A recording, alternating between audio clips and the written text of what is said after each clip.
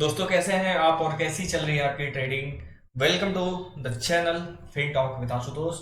आज हम बात करने वाले हैं वोडाफोन आइडिया के बारे में। जिस तरह से इशू चलते आ रही है लंबे समय से वोडाफोन आइडिया में, और अभी एक अपडेट आई है एजीआर न्यूज से रिलेटेड, जिसमें सुप्रीम कोर्ट का फैसला आने वाला है आने वाले समय में, और साथ में सरकार का भी कुछ ना कुछ अपडेट इससे निकलते हुए आ रहा है। इन सब चीज़ों के बारे में हम एक्सप्लेनेशन करेंगे, इन सब चीज़ों के बारे में हम जानेंगे। लेकिन सबसे पहले हम जानने की कोशिश करेंगे कि एजीआर होती क्या है। पहले हम एजीआर के बारे में करेंगे बातचीत, उसके बाद फिर आएंगे चार्ट पे, और उसके बाद यहाँ डिस्कस करेंगे कि किस तरह से क्या लेवल हमको आगे देखने को मिल सकती है, या फिर जो भी इसमें इश्यू चल रही है वो क्या चल रही है, फिर हम चार्ट पे बात करेंगे। को पूरा अंत तक देखिए, जिसमें कि आपको जो भी इसके पहलू नजर आ रहे हैं मार्केट में, वो सारी चीजें आपके क्लियर हो जाएं। और एजीआर क्या है ये सिंपल वे में आपको एक्सप्लेन करके मैं समझाने की कोशिश करूंगा, जिससे कि आपको और भी जगह पे वीडियोस पे भटकना नहीं पड़ेगा। तो चलिए दोस्तों समझते हैं कि एजीआर क्या होता है और किस तरह से वोडाफोन आइडिया एजीआर की मार को झेल रही है। एजीआर का फर्क तो एयरटेल, जियो, वोडाफोन आइडिया, सारी जितने भी टेलीकॉम कंपनियां होती हैं सब पे कहीं ना कहीं है, लेकिन वोडाफोन आइडिया इसमें कुछ ज्यादा ही लॉस में दिखाई दे रहा है और कुछ ज्यादा ही एजीआर के मार को ये झेल रहा है। जिसमें हम बात करेंगे आज, जानेंगे कि एजीआर क्या होती है। तो एजीआर का मतलब हो एडजस्टेड ग्रोस रेवेन्यू।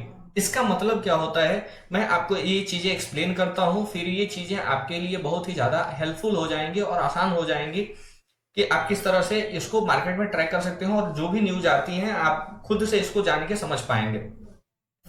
जब कोई टेलीकॉम कंपनी जैसे जियो, एयरटेल या वोडाफोन आइडिया मोबाइल सेवाओं से कमा करती है, ठीक है, मान लीजिए जो भी इसके प्रॉफिट्स या लॉसेस जो भी आ रहे हैं, तो सरकार को लाइसेंस फीस या स्पेक्ट्रम उपयोग शुल्क के तौर पे उनको इस प्रॉफिट में से कुछ हिस्सा देना होता है।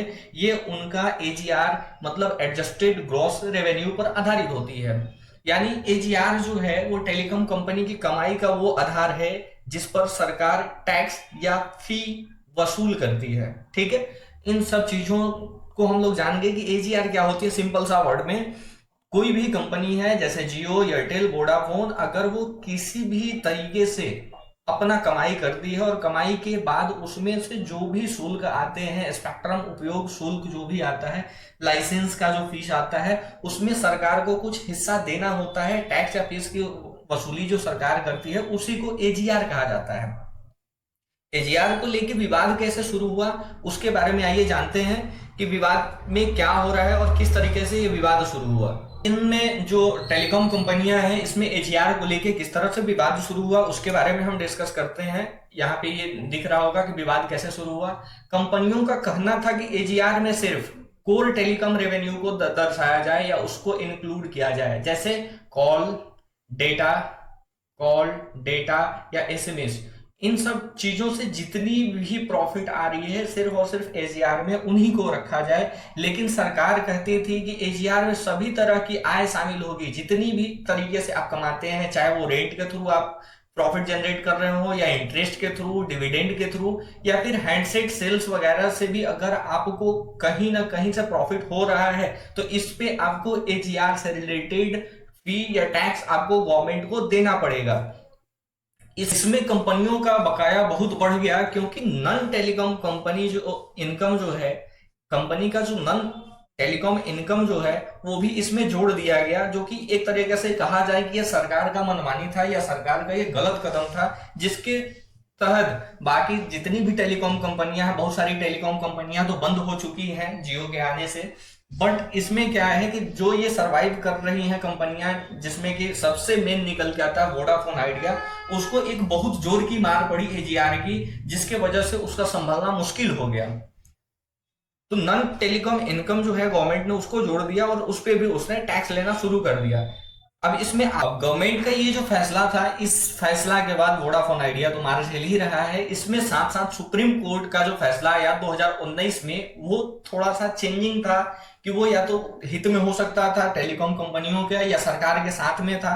चलिए देखते हैं इसमें क्या हुआ। 2019 में सुप्रीम कोर्ट ने सरकार के पक्ष में फैसला सुनाया। कोर्ट ने ये कहा कि एजीआर में सारी कमाई शामिल होंगी। नतीजा क्या हुआ कि इसमें जितनी भी कंपनियां हैं, जो 3 कंपनियां हैं जिसमें मेन जो है वो वोडाफोन, आइडिया, एयरटेल और जियो। लेकिन इसमें एयरटेल और वोडाफोन जैसी कंपनी पर हजारों करोड़ का बकाया हो गया। ठीक है, वोडाफोन आइडिया पर तो अकेले ही 58,000 करोड़ से ज्यादा की देनदारी आ गई, मतलब डेब्ट में आ गया ये कंपनी 58,58,000 करोड़ का। अब सोचिए किसी भी कंपनी पर जब 58,000 करोड़ का डेब्ट होगा, वो कैसे सरवाइव करेगा कंपनी, जहां पे उसकी इनकम जो है वो लगातार घटते जा रही है और रेवेन्यू के साथ साथ टैक्सेस बढ़ते जा रहे हैं। इस सिचुएशन में वोडाफोन आइडिया बहुत मुश्किल से सरवाइव कर रही है, जबकि सुप्रीम कोर्ट का फैसला 2019 में भी इसके विरुद्ध निकल के आया और ये फैसला जो हुआ वो सरकार के पक्ष में आया। वोडाफोन आइडिया पर ये जो सरकार और सुप्रीम कोर्ट का जो फैसला था, इसका क्या असर पड़ा? इतनी बड़ी देनदारी चुकाना मुश्किल था क्योंकि कंपनी पहले से घाटे में थी। अब यहाँ पे ध्यान दीजिए, कंपनी पहले से ही घाटे में थी, साथ में सरकार का और सुप्रीम कोर्ट का जो फैसला आया सरकार के पक्ष में, उस फैसले ने इस कंपनी को और भी ज्यादा तोड़ दिया। लेकिन एक इसको रिलीफ मिली कि कई बार किस्तों में भुगतान कर सकती है कंपनी। कंपनी के लिए ये बेनिफिशियल हुआ कि जो कंपनी है वो किस्तों में अपना भुगतान करेगी, इसके लिए उसको एक टाइम दिया गया। कुछ बकाया को सरकार ने इक्विटी में बदलकर हिस्सेदारी ले ली, इसलिए सरकार भी अब वोडाफोन आइडिया की सबसे बड़ी शेयर होल्डर बन गई। नई मांग और जुर्माना, जैसे हाल का 9,450 करोड़ वाला नोटिस कंपनी पर दबाव डालते रहते हैं। ये सरकार की तरफ से 9,450 करोड़ का जो ये कर्ज है, इसके लिए अभी भी कंपनी पर प्रेशर बनाया जा रहा है, जबकि सरकार खुद इस कंपनी में 49% की हिस्सेदारी खरीद चुकी है। वोडाफोन आइडिया की वर्तमान स्थिति 2025 की जो है, इसकी नई मांग जो है निकल के आ रही है 9,450 करोड़ की। सरकार ने वोडाफोन आइडिया पर 2018-19 के लिए एजीआर का बकाया का नया नोटिस जो है वो जारी किया, जबकि वीआई का कहना है, वोडाफोन आइडिया का कहना है कि 5,600 करोड़ पहले ही उसके एजीआर में गिना जा चुका है, इसलिए इसे दोबारा वसूल नहीं किया जाना चाहिए। ठीक है, वोडाफोन आइडिया अपने तरीके से बिल्कुल सही है। सुप्रीम कोर्ट में सुनवाई का असर क्या हुआ, इसमें क्या होने वाला है? तो जो वोडाफोन आइडिया ने इस नई मांग जो आई है 9,450 करोड़ की जो नई मांग आई थी, उसको चुनौती दे दी है और उसके बिहाफ पर वो सुप्रीम कोर्ट में अपील कर चुकी है। सुप्रीम कोर्ट ने कहा है कि इस बार मामले को फाइनल करना होगा किसी तरीके से, चाहे वो सरकार के पक्ष से हो या कंपनी के पक्ष से हो या कोर्ट के पक्ष से हो। सुप्रीम कोर्ट ने साफ शब्दों में कहा कि एजीआर से रिलेटेड जो भी चीजें होनी है इस बार फुल एंड फाइनल होनी चाहिए। अगली सुनवाई की तारीख जो है वो 26 सितंबर 2025 को तय हुई है।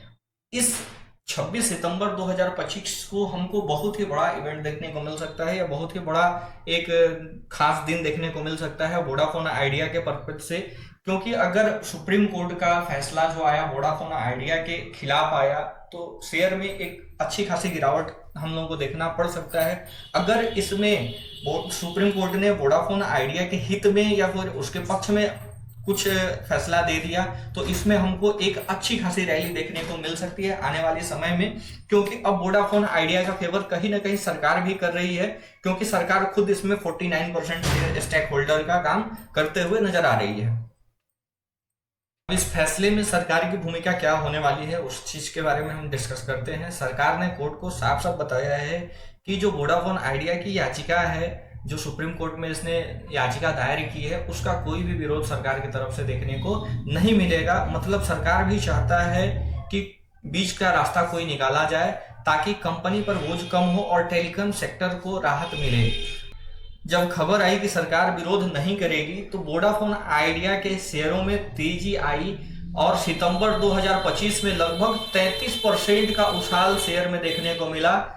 निवेशक का भरोसा बढ़ रहा है इस कंपनी में, और इसमें अगर एजीआर का बोझ कम होता हुआ नजर आ रहा है, जो सुप्रीम कोर्ट का फैसला जो होगा अगर कंपनी के हित में या पक्ष में होता हुआ नजर आ रहा है तो वोडाफोन आइडिया की स्थिति में अच्छी खासी सुधार देखने को मिल सकती है। अब आगे वोडाफोन आइडिया के शेयर में क्या हो सकता है? अगर कोर्ट ने वोडाफोन आइडिया के पक्ष में फैसला देता है। एजीआर का बोझ घटेगा, कंपनी का वित्तीय हालत, फाइनेंशियल जो सिचुएशंस है वो सुधरते हुए नजर आएगी। जो नए इन्वेस्टर्स हैं उनकी आने की संभावना जो है वो बढ़ जाएगी। शेयर में काफी तेजी देखने को, अच्छी खासी तेजी देखने को मिल सकती है। अगर फैसला सरकार के पक्ष में गया और पूरी राशि वसूलनी पड़ेगी, तब क्या होगा, वोडाफोन आइडिया पर बड़ा बोझ पड़ जाएगा, जिसमें सर्वाइवल मुश्किल हो सकता है। समराइज करके हम यहाँ पे देखते हैं तो वोडाफोन आइडिया का भविष्य इस एजीआर केस के फैसले पर टिका हुआ है। सरकार और कोर्ट दोनों ही इस बार समाधान चाहते हैं। अब सितंबर के अंत तक या फिर अक्टूबर के फर्स्ट वीक तक जो भी फैसला आएगा, ऐसे तो 26 सितंबर को फैसला आने वाला है, लेकिन सितंबर लास्ट और अक्टूबर के फर्स्ट वीक तक या फिर आने वाले समय में जो भी सितंबर के अंत या फिर अक्टूबर के फर्स्ट तक जो भी फैसला आएगा वो कंपनी और शेयर मार्केट दोनों के लिए गेम चेंजर साबित होगा और इसमें एक अच्छी खासी रैली या फिर एक डाउनग्रेड देखने को मिल सकता है। अब बात करते हैं प्राइस किस तरीके से मूवमेंट कर सकता है वोडाफोन आइडिया की, तो उस पे भी चलिए बातचीत हम कर लेते हैं। तो फाइनली दोस्तों हम आ चुके हैं चार्ट पे और शेयर मार्केट के इस अनोखे शेयर वोडाफोन आइडिया जिसमें वॉल्यूम भर भर के आती है, इसके बारे में डिस्कस करने वाले हैं यहाँ पे।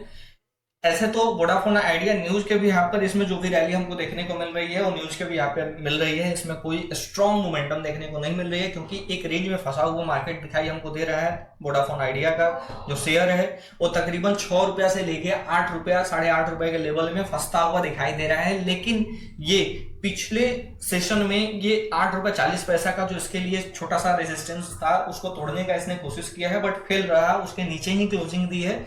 आने वाला समय में अगर सब कुछ सही रहा तो मे बी कि ये वोडाफोन आइडिया का शेयर 8 रुपया 40 पैसा ये वाला लेवल दिखा सकता है। 8 रुपया 40 पैसा का ये पहला लेवल दिखा सकता है। उसके बाद भी अगर तेजी बनी रही तो ये 9 रुपया 74 पैसा 70 पैसा के लगभग का एक रेशियो निकल के आ रहा है। फिर ये 10.5 रुपए के लगभग का लेवल दिखा सकता है अपसाइड में। डाउन साइड का ये स्ट्रॉन्ग सपोर्ट बन के नजर आ रहा है 6 रुपए के लगभग, 6 रुपया 50 पैसे के लगभग में। अगर इसके बावजूद भी तेजी बरकरार रही, 10 रुपया 50 पैसे के बाद भी वोडाफोन आइडिया में तेजी बरकरार रही, तो हो सकता है कि आने वाला समय में 13 रुपया या 14 रुपए का हाई ये वोडाफोन आइडिया शेयर में हमको देखने को मिल जाए। बाकी इस वीडियो के माध्यम से कोई भी बाई सेल रिकमेंडेशन नहीं है। आप लोग अगर इन्वेस्ट करना चाहते हैं तो अपना एनालिसिस करें, अपना जो भी फाइनेंशियल एडवाइजर है उनसे परामर्श ले, उसके बाद ही इसमें इन्वेस्ट करें, क्योंकि ये पेनी स्टॉक है, आपके पैसे ऐसे जगहों पे फंस सकते हैं। सो तब तक के लिए जय Hind, be invested and be safe.